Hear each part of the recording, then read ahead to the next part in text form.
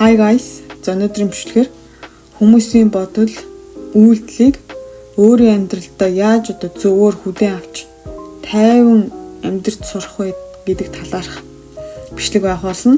Ер нь бусдын үйлдэл, шүүмжлэл хүлээлтэнд автахгүйгээр тэднийг өөрийнхөө нь байлгаж сурах тухай гарна. Энэ хандлага ерөнхийдөө бидний аюу ад жаргалтай, стресс багтай, өөрийнхөө зорилгот, өөрийнхөө сонирхолд төвлөрсөн амьдралд чиглүүлэх гол санаатай.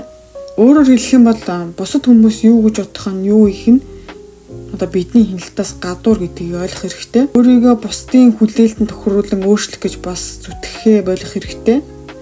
Өөрийнхөө хүсэл зорилгодоо л хүнд хүлрэх хэрэгтэй гэсэн үг. Хүмүүс таны тухай юу бодох, юу их нь бидний хяналтаас гадуур штэ. Тийм учраас тэдэнд өөрийнхөө нь байх боломжийг өгөөд иймэрхүү асуудалд санаагаа зовоохоо болоо л гэсэн үг. Зарим хүмүүс тань таалагдахгүй зүйлсийн таныг дэмжихгүй. Гэхдээ энэ хэвэн.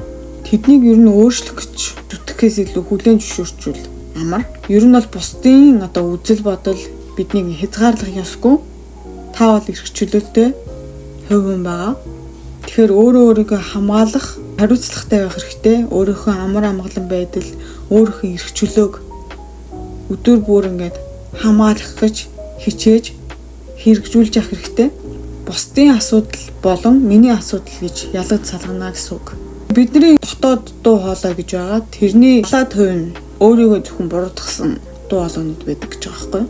Энэ дуу хоолойны хариуд юу гэж хэлэх вэ гэхээр хэн нэгэн таныг орхивол, хэн нэгэн таны амжилтанд татаархвал, хэн нэгэн таныг ойлгохгүй байгаа бол энэ бүхэн таны буруу биш ээ гэдгийг л үргэлж өөртөө хэлэх хэрэгтэй.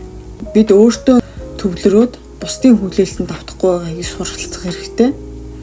Амьдралыг хөнгөн баяр баясгалантай хэв маягаар амьдрахад эдгээр аргууд, эдгээр санаанууд тань туслана гэж найдаж байна. Тэгээ баг багаар оролдоод үзээрэй. Та маш их юмнаас чөлөөлөгдсөн мэдрэмж авна, маш хөнгөн мэдрэмж авна.